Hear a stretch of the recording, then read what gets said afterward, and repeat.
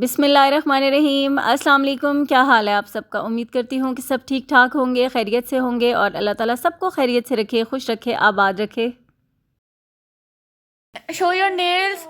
ये हरीपुर की परियां हैं। आमना अपनी ब्यूटी दिखाओ। आज की वीडियो स्टार्ट कर रही हूँ। वीडियो अगर आप लोगों को पसंद आए तो प्लीज़ वीडियो को लाइक भी कीजिएगा और वीडियो को गौर से देखिएगा ज़रूर। आज है आमना के कॉलेज में कॉन्सर्ट है और कौन कौन से सिंगर आ रहे हैं आमना? आसिम अजहर आ रहा है, साहिर अली बगर और बाकियों के मैं नाम भूल गई, मतलब चार। तो बस आमना हो गई है तैयार। अभी मैंने तुम्हें जूते पहनाने या हाँ, क्योंकि इसने नेल्स लगा लिए। मैं तरद्दुद नहीं कर सकती। हाँ, प्यारे लग रहे। तो बस अभी जो है मैं तुम्हें फिर शूज़ सॉक्स लाओ पहनाती हूँ। हमने की तो पिचकारी लग गई खत्म वाले में से। चलो बस सामना बस हो गया, बहुत हो गया। आ जाओ। बच्चे बड़े भी हो जाए तो फिर भी माओ नहीं काम करने और छोटे भी हो तो फिर भी माओ नहीं। किधर दूसरा सॉक्स थी ऐसी? तो ये मेरी अपनी है। तो मेरी कहाँ है? स्किन कलर की थी, पिंक की थी। ये से ना जो बैग्स होते हैं कपड़ों के, इनमें मैं जूते ये इनके वॉश करके रखे थे। तो ये तो अलमास वाले क्यों नहीं पहन के जा रही? यार क्या गलत पाँव डाल रही है। उल्टा नहीं, यही पाँव में पहले कलर डाल रही। ये देखो पिंक जुराब, अंदर पिंक जुराब। लॉल। अब बड़े बच्चों को जूते पहनाना बहुत ही मुश्किल काम है। वो नीचे जब छोटे होते थे पहना लेती थी, अब तो बहुत। अब तुमने नेल्स लगा लिए हैं पहले तो इसलिए। Show your nails. ये हरीपुर की परियां हैं। आमना अपनी ब्यूटी दिखाओ। वो मीम नहीं है वो जो हरीपुर की परियां वाली? ओ मम्मा यार मीम है। हमने वापस आके जूते इसी में इस बैग के अंदर डाल के रखना। ये हरीपुर की परी, ये कहीं की भी परी नहीं है। आमना ये अपने स्लीपर उठाओ, ये जूते जो है वापस आके ना इसी बैग के अंदर संभाल के रखना, मतलब साफ रखना, गंदे ना हो। चलो मेरे जूते को कितना जोर का छुरा मारेगा, वहाँ पे पड़ा है, मैंने जानबूझ के मारा है। अभी आमना को मैंने छोड़ के आना है स्टॉप पे। वैसे तो आमना के बुझी जाते हैं लेकिन अब वो ऑफिस चले गए हैं। आमना बस। और यहाँ आमना को मैं छोड़कर आ गई थी। फिर उसके बाद मरियम उठ गई थी, क्योंकि जब कमरे में कोई तैयार हो रहा हो तो दूसरा बच्चा जो सोया होता है वो तो लाजमी डिस्टर्ब होता ही है। तो फिर अब वो भी उठ चुकी थी, तो अब उसके लिए मैं बना रही थी नाश्ता। साग मैंने कल बनाया था और बहुत ही कोई मज़ेदार किस्म का साग बना हुआ था, तो उसने कहा था कि मुझे पराठा बना के दें साग के साथ। तो बस यहाँ पर अभी मैं बना रही थी उसके लिए पराठा और साथ ही साग को भी गर्म कर लिया था। तो नाश्ता दूंगी मरियम को। फिर उसके बाद जो है ना आज के दिन में मैंने क्या करना है वो आपके साथ शेयर करूंगी और बहुत ही ज़बरदस्त किस्म की रेसिपीज़ आपके साथ शेयर करूंगी। तो बस आपने क्या करना है कि थोड़ा सा ना गौर से देखना और सुनना है, क्योंकि सब कुछ वीडियो में मैं बता देती हूँ लेकिन उसके बावजूद आप लोग कहते हैं कि क्वांटिटी कितनी ली है या कौन सी चीज़ ली है। तो बस आप क्या करते हैं कि वीडियो को स्किप करके देखते हैं, पूरा गौर से देखते नहीं हैं, इसलिए वो आपको आइडिया फिर नहीं होता। मतलब जहाँ से अपना दिल करता है वहाँ से देख लेते हैं, फिर स्किप करने के चक्कर में क्या होता है कि वो जो पॉइंट्स होते हैं ना वो रह जाते हैं। तो इसलिए वीडियो को गौर से ज़रूर देखिएगा। यहाँ पर मैंने साग गर्म कर लिया था और ऊपर मक्खन डाल के तो अब मरियम को दूंगी नाश्ता। A few hours later. अच्छा जी, यहाँ मैं आज बनाऊँगी सर्दियों के रिवायती स्नैक्स जो कि सर्दियों में बनाए जाते हैं, तकरीबन हर घर में ही बनते हैं और खाए जाते हैं। और सर्दियों में हमारे जिस्म को ना बहुत ज़्यादा गर्म बाहर से रखने की और अंदर से भी रखने की ज़रूरत होती है। बाहर से तो हम कपड़े पहन लेते हैं लेकिन कुछ खाने या कुछ चीज़ें ऐसी हमें खानी होती है कि जो हमारा इंटरनली भी हमें सेहतमंद भी रखें और दूसरा सर्दी से भी बचाएं। जैसे गर्मियों में हम खाते हैं कोई ठंडी चीज़ें गर्मी से बचने के लिए, इसी तरह से सर्दियों में भी गर्म चीज़ें खाई जाती हैं और पंजीरी पिनिया वगैरह ये सर्दियों की स्पेशल सौगात होती हैं। अच्छा, मुझे ये है कि बहुत ज़्यादा आटे वाली पिनिया या सूजी बेसन की खाने में तो चलें अच्छी लगती हैं, लेकिन जो मेरे जैसे लोग होते हैं ना थोड़ा वेट कॉन्शियस, तो वो चाहते हैं कि कोई ऐसा तरीका हो कि सारी हेल्दी चीज़ें खाई भी जाएं और बहुत ज़्यादा कैलोरीज़ भी ना जाएं। तो आटा वग़ैरह वैसे ही हम लोग रोटी को स्किप नहीं कर सकते। रोटी तो हमारी रगों में बसी हुई है ना, जैसे बचपन से ही। मतलब उस रोटी अगर 1-2 दिन भी ना खाएं तो उसके बाद ऐसा लगता है कि पता नहीं कितनी सदियां गुजर गई हैं कि हमने रोटी नहीं खाई। तो इसलिए वो तो स्किप नहीं हो सकती। लेकिन मुझे ये था कि मैं इस तरह की चीज़ बनाऊं कि इसके अंदर एटलीस्ट मैं मैदे का, आटे का इस्तेमाल या सूजी वगैरह का ना करूं, क्योंकि ये हमारा जो है ना एक्स्ट्रा मील है, जो कि सर्दियों में वैसे भी बहुत सारी चीज़ें बनती हैं, खाई जाती हैं, तो वेट भी बढ़ जाता है। तो इसलिए फिर मैंने सोचा कि ना इस तरह की हेल्दी चीज़ बनाऊं और आपके साथ भी शेयर कर रही हूँ, क्वांटिटी भी बताती जाती हूँ। सबसे पहले मैंने ये जो फूल मखाने होते हैं ये लिए हैं और इनको मैंने बटर में ही रोस्ट किए। देसी घी का इस्तेमाल कर सकते हैं, लेकिन मैंने मक्खन लिया था 2 से 3 टेबल स्पून, और फिर ये क्रंची से हो गए तो इनको मैंने निकाल लिया। और ये 100 ग्राम थे, 2 पैकेट थे, 100 ग्राम 50-50 ग्राम के। फिर अब जो ड्राई फ्रूट्स थे ना, ये मैंने ड्राई रोस्ट किए, क्योंकि इनके अंदर ऑलरेडी इनका अपना ऑयल मौजूद होता है, तो ज़रूरत नहीं है।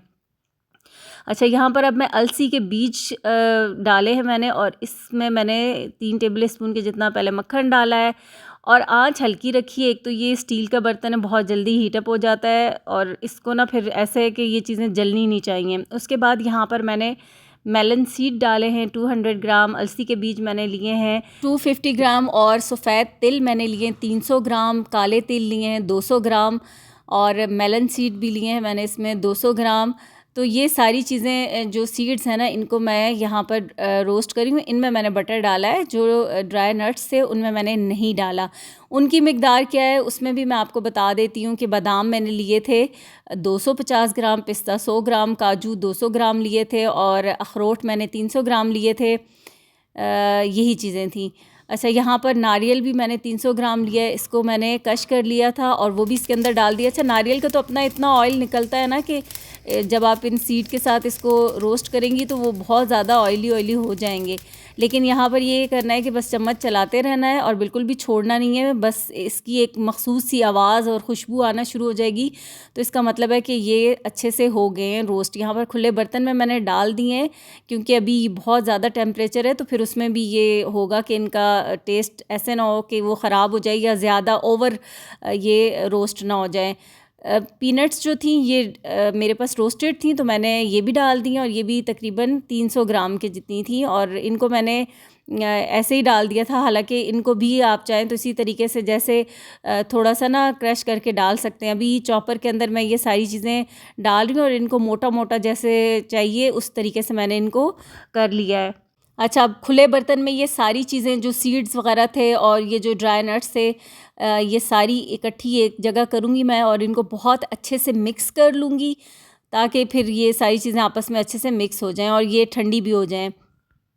अच्छा, पम्पकिन सीड जो थे वो मुझे नहीं मिले थे, क्योंकि स्टोर पे थे नहीं, तो बस फिर रह ही गए वो, फिर मैं लेकर ही नहीं आई। तो खैर, यहाँ पर बाकी सारी चीज़ें हैं इसके अंदर। और अब ये 2 बार्स ले रही हूँ मैं चॉकलेट की, जो कि 500 ग्राम की एक बार है। ये डार्क चॉकलेट है, कुकिंग चॉकलेट, जो कि हम केक वगैरह में इस्तेमाल करते हैं, वो है। और दूसरी मैं लूँगी मिल्की चॉकलेट, यानी कि एक डार्क है और एक मिल्क चॉकलेट है, तो ये दोनों का डिफरेंस आपको नज़र आ रहा होगा। अच्छा, यहाँ सबसे पहले मैंने बटर लिया है तकरीबन 4 टेबल स्पून, फिर उसके अंदर चॉकलेट डाल लिया। अब जो डबल बॉयलर मेथड होता है वैसे भी कर सकते हैं। इस तरीके से करेंगे तो बहुत एहतियात से, चॉकलेट को जलाना बिल्कुल नहीं है। मैंने आंच बहुत धीमी रखी है और मुसलसल इसके अंदर मैं चम्मच चला रही हूँ। मुझे मक्खन लगा के काम है, तो मैंने इसमें तकरीबन 4 टेबल स्पून के जितना मक्खन और डाल दिया है। टोटल आप कर लें कि 8 से 9 टेबल स्पून के जितना मक्खन इसके अंदर गया है। चॉकलेट मेल्ट हो गई है, मैंने चूल्हा भी अभी बंद कर दिया था ताकि ये अच्छे से सिर्फ मेल्ट हो, जले ना। अब ये जो हमने ड्राई नट्स रखे हुए थे ना, ये अब इसके अंदर मैं डालूँगी इतने कि ये जिसमें मिक्सचर में आसानी से ये मिक्स हो जाए और बहुत अच्छे से इसकी बाइंडिंग चॉकलेट के साथ हो जाए। अब चॉकलेट बिल्कुल भी अनहेल्दी ऑप्शन नहीं है, ये भी बहुत हेल्दी ऑप्शन है। और जो बच्चे नहीं खाते ना देसी चीज़ें, तो चॉकलेट के फ्लेवर के साथ वो खा लेते हैं। अब ऐसे नहीं हो सकता कि हम बच्चों को ये इग्नोर ही कर दें कि नहीं भाई, अब जो चीज़ उनको नहीं पसंद तो वो उसी तरीके से ज़बरदस्ती खिलाने की कोशिश करें। मेरे घर में बाकी बच्चे तो शायद सारी चीज़ों को खा ही लेंगे, कोई ना कोई एक बच्चा किसी न किसी चीज़ में होता है, प्रॉब्लम कर देता है। जैसे इब्राहिम नहीं खाएगा तो इसलिए उसको चॉकलेट वाली पसंद है, और वो काफ़ी टाइम से मुझे कह भी रहा है कि आप वो वाली बार्स बनाएं, तो इसलिए मैंने फिर इसमें चॉकलेट डाली। अब ये बेकिंग ट्रे ली है, इसके ऊपर मैंने हल्का सा बटर लगा दिया और ये सारा इसमें स्प्रेड कर दिया बहुत अच्छे से। और जब ये बिल्कुल ठंडी हो जाएगी ना, ठंडा होने से थोड़ा सा पहले इसकी बार्स को मैं कट करूँगी और फिर कंप्लीट ठंडा होने पर ये कंप्लीट बार्स की शक्ल में आ जाएगी।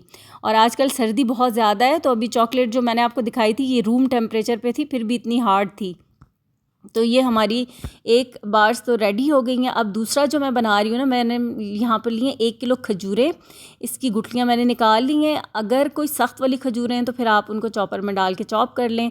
ये पहले ही इतनी सॉफ्ट थी तो मैंने इनको चॉप नहीं किया। यहाँ पर मक्खन लिया मैंने तकरीबन 4 से 5 टेबल स्पून, उसके अंदर ये खजूरें डाली और ये देखें कितनी मेल्ट अच्छे से हो चुकी हैं। तो बाकी के ये जितने भी थे ना हमारे पास, ये जो नट्स वगैरह ग्राइंड किए हुए, ये सारे के सारे अब इसके अंदर मैं डाल दूंगी और इसको बहुत अच्छे से मिक्स कर दूंगी। और यहाँ पर ये नीचे कुछ खजूरें इतनी गर्म थी कि बिल्कुल मेरे हाथ के साथ चिपक गई थी और हाथ रेड हो गया था। अच्छा, मैंने बहुत अच्छे से इसको मिक्स कर दिया और फिर इस तरह से मुट्ठी में लेके दबा कर छोटी छोटी बॉल्स बना लूँगी। बहुत बड़े साइज़ के तो बिल्कुल भी नहीं बनाने, क्योंकि इतना ज़्यादा मीठा तो आपसे खाया नहीं जाता। तो एक छोटा नॉर्मल सा ऐसा साइज़ हो कि जिसको आसानी से खाया जाए। और यकीन करें कि ये खजूर के साथ बहुत ही ज़बरदस्त, बहुत ही मज़े के लगते हैं। और गुड़ के साथ भी आप बना सकते हैं, लेकिन ना सबसे बेस्ट खजूर का ही ऑप्शन है कि खजूर के साथ बनाएं तो ज़्यादा बेहतर रहता है। वैसे तो गुड़ भी बहुत हेल्दी ऑप्शन है, लेकिन मैंने खजूर के साथ ही बनाया है और बहुत ज़बरदस्त बने हैं। और ये बस उसके बाद यहाँ पर ये चॉकलेट वाली बार्स जो थी ना, ये ठंडी हो चुकी हैं। तो मैंने कट्स तो पहले लगा दिए थे, लेकिन ज़ाहिर है वो ठंडा हो गया तो फिर इसको मैं दोबारा से कट करूँगी। अच्छा, मुझे ये था कि जो पीनट्स थी ना, मूंगफली, उसको भी मुझे थोड़ा सा करना चाहिए था बाकी चीज़ों के साथ चॉप, क्योंकि बहुत जो साबुत साबुत चीज़ें होती हैं ना, फिर वो जब आप कटिंग करते हैं तो उसमें प्रॉब्लम करती हैं। तो जैसे अभी इन बार्स को मैं कट कर रही थी तो फिर जहाँ पे पीनट्स आ रही थी ना, तो उससे फिर थोड़ा ये होता है कि ये टूटने लगती हैं। तो खैर अब तो मैंने डाल दी थी, लेकिन ये कि अगर आप लोग रेसिपी को फॉलो करें तो आप उसको भी बाकी जो ड्राई नट्स के साथ, जैसे मैंने उनको कश कर लिया था, कश नहीं कर लिया था, सॉरी, क्या कहेंगे, क्या वर्ड यूज़ करेंगे उसके लिए, हम चॉप्ड कह सकते हैं, शायद चॉप्ड किया था। अभी तो मेरे माइंड में कोई वर्ड ही नहीं आ रहा, बिल्कुल भी मुझे समझ भी नहीं आ रही कि क्या वर्ड यूज़ करूँ। तो चलें, आप लोगों को समझ तो आ ही गई है। अच्छा, यहाँ पर मैंने बॉक्सेस में डाल दी चॉकलेट बार्स भी, और ये जो बनाए थे लड्डू हमारे खजूर के और नट्स के, हेल्दी पिनिया आप जिन्हें कह सकते हैं, तो वो भी तैयार हो गए। अच्छा, यहाँ ये जो जार था मेरे जो किचन काउंटर पे पड़ा होता है, तो इसमें भी मैं डाल के रख रही थी कि जब भी जिसको खानी होगी, चाहिए होगा, तो सामने होगा तो कोई भी लेके खा सकता है। आप इसके साथ ग्रीन टी बनाएं विदाउट शुगर और खा लें। बहुत ज़्यादा खाने की ज़रूरत भी नहीं है। लेडीज़ को स्पेशली ख़्याल करना चाहिए, ये नहीं है कि कोई भी चीज़ बच जाए या किसी का भी तो ख़ुद खा ले, इससे वेट जो है ना वो बहुत ज़्यादा बढ़ जाता है। तो बस लिमिट में रहकर हर चीज़ का इस्तेमाल जो है वो बहुत ज़रूरी है। और बहुत से लोग ये कहते हैं कि हमने नहीं कुछ खाया, इतनी सी चीज़ से क्या होता है, तो हर चीज़ की बहुत ज़्यादा कैलोरीज़ होती हैं, न्यूट्रिशन वैल्यूज़ भी होती हैं, तो बस ध्यान रखना होता है। तो चलें, बस अभी तो बिखरा हुआ किचन आपको दिखा रही हूँ कि इतना ढेर बर्तनों का है और बहुत किचन बिखर चुका है, सब कुछ सारा कुछ समेटना है मुझे।